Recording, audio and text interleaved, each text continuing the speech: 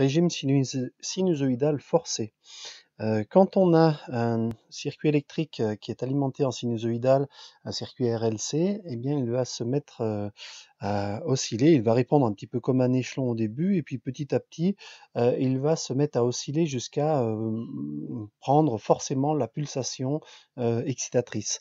Donc la solution particulière, c'est l'unique solution de fréquence oméga, puisque le signal qui excite le système est ici est E0 cosinus oméga t. Pour simplifier l'approche mathématique, on va utiliser les signaux complexes avec le signal complexe qui est égal à x0 exponentielle j oméga t plus phi, qui se scinde en une amplitude complexe x0 bar qui englobe le déphasage et exponentielle j oméga t. Le signal sera donc la partie réelle de x bar, avec x0 qui est égal au module de x bar de t, et phi qui est égal à l'argument de x0. La dérivée par rapport au temps de x, eh bien c'est juste j oméga x bar de t, puisque si on reprend cette expression ici, on a juste le j oméga qui va se mettre en facteur, et la primitive de x de t dt, c'est, enfin, ou l'intégrale x de t dt, c'est 1 sur j x bar de t, pour les mêmes raisons. On peut parler d'impédance complexe, c'est l'impédance qui lie la tension complexe et l'intensité complexe, et donc l'intensité complexe étant I complexe E j oméga t, et U complexe U étant égal à U complexe E j oméga t. Pour une bobine, on a U égale L di sur dt, donc en complexe, ça s'écrit U bar égale JL oméga I bar, avec Z bar égale JL oméga. Pour un condensateur, on a I égale C du sur dt, donc I bar égale CJ oméga U. Donc la loi d'Ohm est écrite ici à l'envers, ce qui fait que l'impédance complexe, c'est 1 sur JC oméga pour un condensateur. Dans le cas d'un pont diviseur de tension, on a la tension aux bornes du dipôle I1 qui est égale à l'impédance complexe I1 fois U divisé par la somme des impédances complexes. Pour un pont diviseur de courant, on a le courant dans la branche 1 qui est égal à l'impédance dans la branche 2 divisé par la somme des impédances des différentes branches multipliées par I.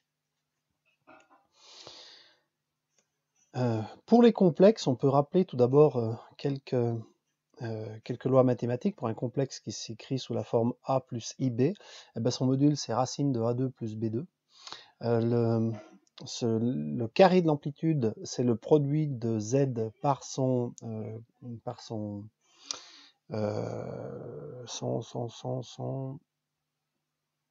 je sais plus, par Z étoile. Ensuite, le produit, la norme d'un produit de complexe est égale au produit des normes des complexes, il manque ici les barres, et la norme d'un quotient de complexe est égale au quotient de la norme des complexes. L'argument d'un produit de complexe, c'est égal à la somme des arguments de chacun des complexes. Et si j'avais l'argument de Z sur Z', eh bien ça ferait l'argument de Z moins l'argument de Z'. Et Z étoiles, elles sont conjuguées. Quand on veut calculer la tension qu'on va retrouver ici aux bornes de la résistance, elle va être tout simplement, en appliquant le pont diviseur de tension, une fraction de la tension qui est ici, et cette fraction c'est R sur, donc résistance ici, impédance ici, divisé par la somme des impédances. Et la somme des impédances, c'est R plus JL oméga plus 1 sur JC oméga. Ce qui fait que U bar R est égal à E plus 1 plus J L oméga sur R moins 1 sur RC oméga. On a simplement rajouté R ici. Et on va prendre, pour avoir la tension réelle, on va prendre le module de cette tension, élever, enfin le module de ce complexe. Et le module de ce complexe, comme c'est un quotient, et ben c'est le quotient des complexes. E étant réel, ça reste réel. Et ici, on a, comme on a 1 plus J L oméga, on va avoir 1, alors là c'est 1 moins L oméga sur R, moins 1 sur RC oméga carré. La résonance va pouvoir se faire pour oméga 0 parce que quand oméga 0 prend la valeur 1 sur racine de LC, eh bien ce terme ici tend vers 0 et, et donc c'est là qu'on va avoir UR qui vaut E et qui vaut la tension maximale. Le déphasage sera l'argument de la tension, l'argument de UR, donc le déphasage de UR par rapport à la tension excitatrice E, et c'est donc moins l'argument du dénominateur, puisqu'il n'y a pas d'argument pour ici, et ici on a moins l'argument de, alors si on remet R plus J sur L oméga moins 1 sur C oméga égale moins l'arctangente de L oméga moins 1 sur C oméga sur R. On peut représenter ce problème avec les vecteurs de Fresnel, où la tension imposée se retrouve ici, mais il ne faut pas la mettre sur l'axe horizontal, et il faut plutôt partir comme en guise de référence d'axe sur RI. Ça permettra ici de mettre des verticales et de mettre des verticales parce qu'on a une perpendicularité de JL oméga par rapport à RI. Alors pourquoi? C'est tout simplement quand on réécrit la loi des mailles de tout à l'heure, la tension au bord du générateur, c'est 1 sur C intégrale de I de t dt plus LDI sur dt plus RI. Eh bien, on peut dessiner un vecteur E qui représente la tension. Et par rapport à I, la primitive de I, eh bien, c'est simplement le vecteur I divisé par 1 sur C oméga, 1 sur JC oméga. Ce qui fait que quand on écrit cette somme vectorielle, oui, et puis donc la dérivée par rapport à I, c'est L oméga. La dérivée par rapport à I, c'est L oméga I, JL oméga I. Donc E carré, quand on veut écrire l'expression de E, on prend le module de tout ça, et donc en fait on a ici le triangle rectangle qui nous permet de dire que E carré est égal à R carré I carré, plus, alors L oméga moins 1 sur C oméga, le tout au carré, I carré. Donc là, on n'a que des valeurs positives de toute façon, soit une intensité qui est égale à E sur racine de R2 sur L oméga moins 1 sur C oméga au carré. Le courant est en avance par rapport à la tension pour un circuit capacitif, puisque dans ce cas-là, on a plus de flèches et en fait c'est orienté vers le bas, ce qui fait que l'intensité se retrouve en avance par rapport à la tension. Et le courant est en retard pour un courant inductif, ce qui va nous donner un déphasage négatif pour un circuit inductif. Donc le déphasage ici, oui, et un retard phi va être positif pour un condensateur. Oui, ici on a un circuit qui est effectivement capacitif. Non, oui, on a un circuit qui est capacitif puisque c'est le condensateur, le comportement du condensateur qui l'emporte sur la bobine. Donc on a ici un déphasage positif. On peut écrire I en fonction de Q, qui est égal à L oméga 0 sur R, égale 1 sur C oméga 0 R, égale 1 sur R racine de LC. Alors, l'expression de Q va nous permettre d'écrire que l'intensité c'est E sur racine de R2 plus L. Alors en développant ici oméga 0 sur R, oméga sur oméga 0, en fait c'est pour faire apparaître L oméga 0 sur R, c'est-à-dire pour faire apparaître Q. On peut écrire que l'intensité ça va être E plus racine de 1 plus Q2, oméga sur oméga 0 moins oméga 0 sur oméga. C'est une forme mathématique qui permet de mettre en évidence l'existence d'une résonance pour oméga 0. Parce que si on est près d'oméga 0, on a ce terme-là qui devient nul. si oméga est égal à oméga 0. Mais par contre, si on s'en éloigne, on va avoir, on va avoir on va avoir un terme ici qui devient de plus en plus grand, donc du coup, E sur un terme de plus en plus grand, ça va faire de plus en plus petit et c'est amorti. Donc I sur I0 en fonction de oméga montre un pic. On appelle la largeur du pic à une hauteur qui correspond à 1 sur racine de 2. Il y a un pic de résonance d'intensité. Et le déphasage, si on trace le déphasage en fonction de la pulsation, on voit qu'il va de plus pi sur 2 à moins pi sur 2. Donc plus pi sur 2, c'est si on a un comportement capacitif, et moins pi sur 2, c'est si on a un comportement inductif. Il y a aussi une résonance sur la tension, mais moins prononcée. Le pic d'intensité, et ici, le pic d'intensité qu'on avait, il est plus étroit si le facteur de qualité est grand. On peut avoir une résonance de charge aussi, pas qu'une résonance de courant. Pour cela, il faut calculer la tension UC. Donc UC, c'est E sur 1 sur J R C oméga moins LC oméga 2. Ce qui fait que on a FC UC qui est égal. Alors, non, ça c'est FC. Qu'est-ce que ça veut dire?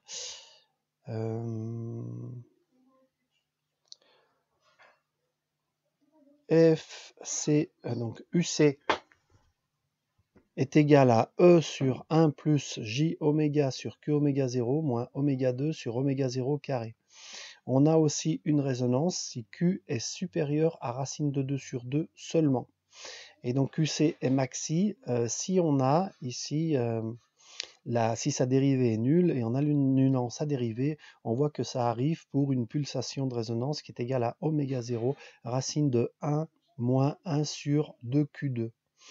Si oméga, donc oméga R est très largement inférieur à oméga, est inférieur à oméga 0 et il s'approche d'oméga 0 si on a un facteur de qualité qui est très grand devant 1. Donc en fait on se rapproche dans ce cas-là d'un circuit résonant. Pour un circuit RLC en dérivation, on part cette fois-ci de la loi des nœuds et donc la tension du générateur qui est égale à E moins RI tout en complexe est égale à E moins R, et pour I ici, c'est la somme des trois intensités dans les trois dipôles, bobine, condensateur, résistance. Or cette intensité c'est U bar sur JL oméga plus U bar sur 1 sur JC oméga plus U bar sur R. Ce qui nous donne une expression de la tension, une fois pris le carré, enfin le module de tout cela, qui est égal à E0 sur racine de 1 plus petit r sur R le tout au carré, plus R2, C oméga moins 1 sur L oméga le tout au carré. C'est une résonance en tension qui va se produire si ce terme-là s'annule, contrairement à une résonance en intensité qui avait pu être mise en évidence pour un circuit en série. On a une analogie mécanique qui peut être faite entre le fonctionnement de ce circuit électrique et un ressort qui serait lié à une masse, et le ressort étant caractérisé par un coefficient de dissipation d'énergie, lambda, donc avec une force proportionnelle à la vitesse et avec une raideur, le ressort ayant une raideur K. Donc l'application du principe fondamental de la dynamique nous dit que mx point plus kx plus lambda x point égale f de t. Si on reporte cette équation en vitesse, on obtient mv point plus k intégrale de v dx plus lambda v égale f de t. Et donc on va avoir une résonance en vitesse pour oméga 0 égale racine de k sur m, tout comme on avait une résonance en intensité pour le circuit électrique.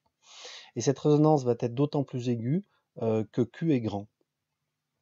Il y a aussi une résonance en position pour oméga qui est égal à oméga 0 racine de 1 moins 2 sur Q2 et qui est inférieur à oméga 0 et la résonance est d'autant plus aiguë que Q est élevé. Et la résonance ne se produit que si Q est supérieur à racine de 2 sur 2.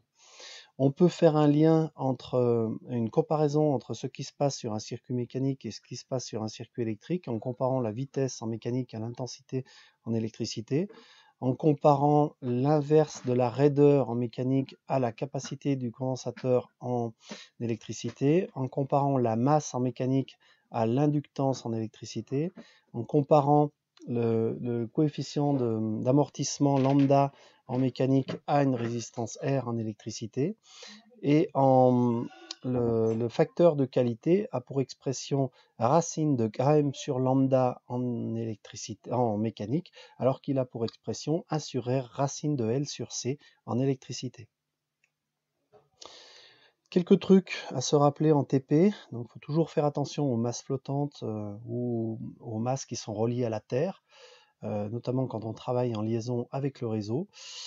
Essayez de travailler avec l'oscillo en dessous de 100 kHz pour éviter les problèmes de bande passante de l'oscilloscope. Des résistances classiques ont une valeur qui vont de 100 à 100 kHz. Les condensateurs, la valeur classique, c'est 100 nanofarad. L'inductance, c'est 50 millihenry et la résistance d'une bobine, c'est de l'ordre de 10 ohms. Les voltmètres TRMS prennent en compte une composante continue et les voltmètres RMS ont par contre un filtre à 10 Hz qui vont ne laisser passer que les composantes alternatives. Les autosets fonctionnent uniquement si la fréquence est supérieure à 10 Hz et si la tension est supérieure à 10 mV. Sinon, l'appareil a de mal à se stabiliser. La résistance interne d'un GBF est typiquement de l'ordre de 50 ohms et l'impédance d'entrée de l'oscilloscope est typiquement de 1 mégaohm. Pour une carte d'acquisition, ça irait de 0,5 à 10 mégaohms. Si jamais on alimente un haut-parleur avec un GBF et qu'on veut être sûr de la tension, il faut mettre un AOP suiveur parce que le GBF n'a pas du tout une impédance d'entrée, suffisamment faible et le signal est très modifié entre ce qui est affiché et ce qu'il y a réellement sur le haut-parleur. Donc il faut toujours mesurer la tension du GBF pour éliminer l'effet de la résistance interne.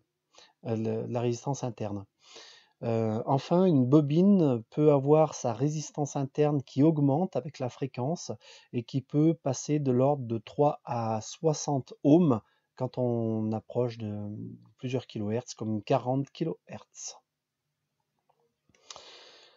Pour le filtrage, quand on a un signal électrique, et on dit qu'on le filtre quand on a un ensemble de composants qui, à une tension E, va faire correspondre une tension S. On a à ce moment-là la tension qui s'exprime grâce à la fonction de transfert, le H, qui dépend de J oméga, et en complexe S égale HE. La fonction de gain va être égale au module de cette fonction de transfert complexe.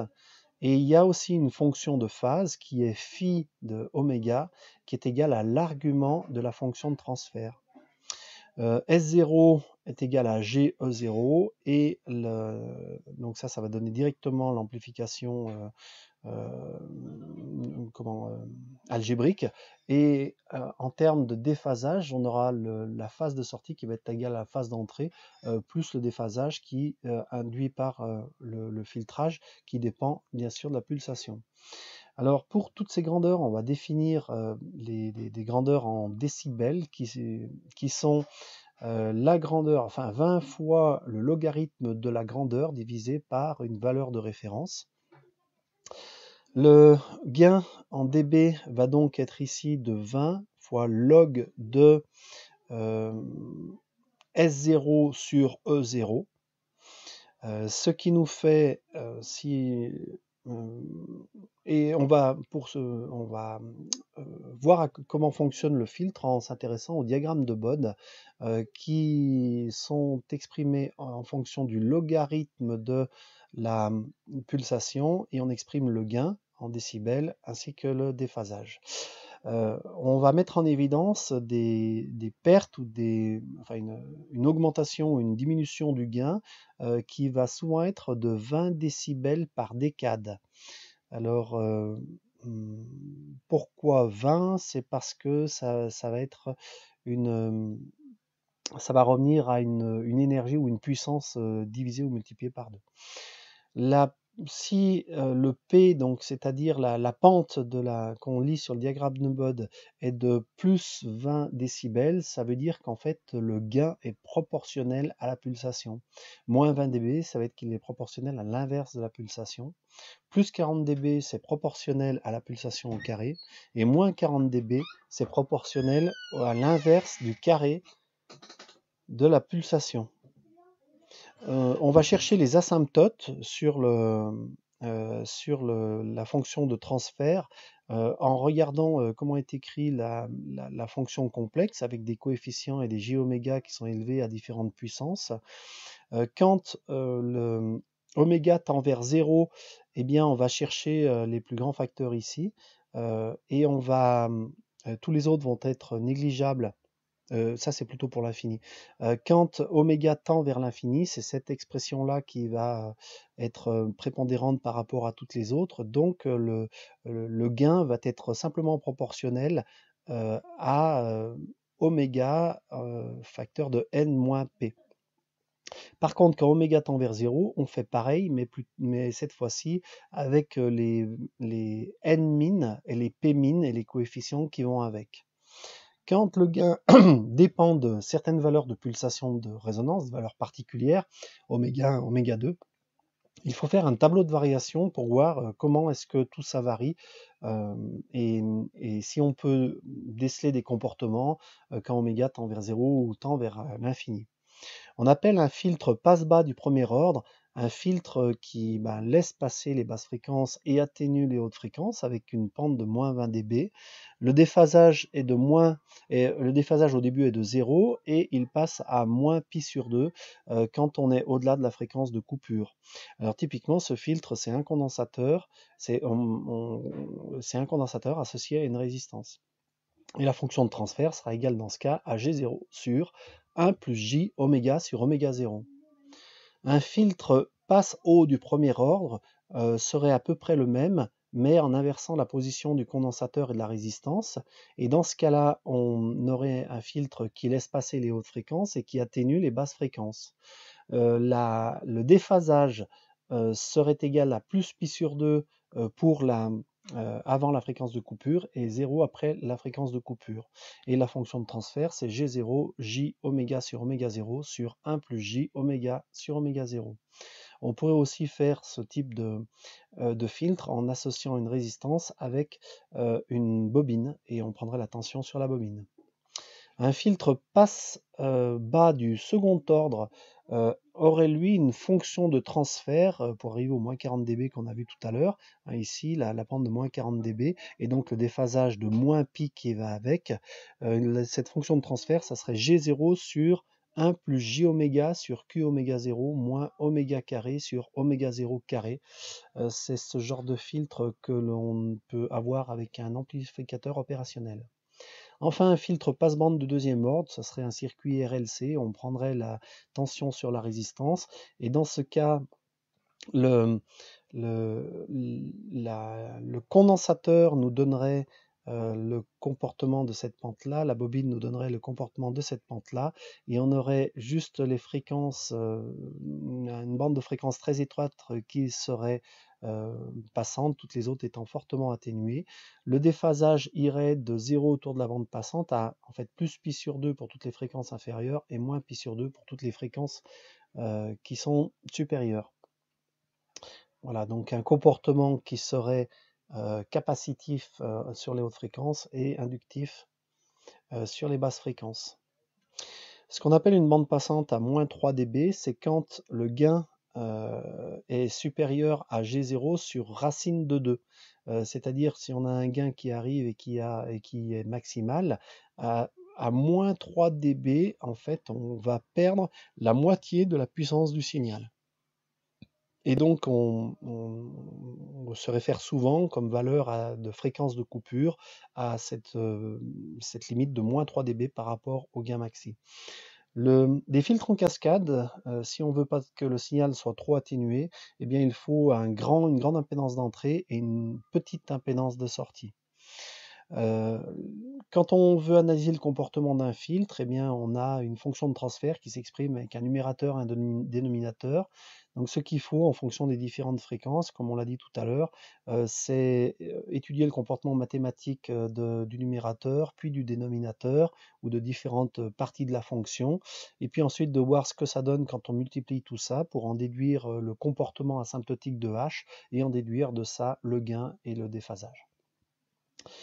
La formule de Perceval nous dit qu'une valeur efficace, eh bien, c'est la somme de 1/2 des tensions des différentes harmoniques au carré quand on a décomposé tout ça. Donc on retrouve bien sûr tension efficace égale tension max divisée par racine de 2. Mais en fait, il ne faut pas appliquer cette racine de 2 à la composante continue. C'est pour ça que la formule de Perceval détaille un peu tout ça. Enfin, on a parlé ici de filtrage linéaire. La caractéristique d'un filtrage non linéaire, ça serait l'apparition de nouvelles fréquences. Par exemple, si on insère une diode dans un circuit, on va passer d'un circuit alternatif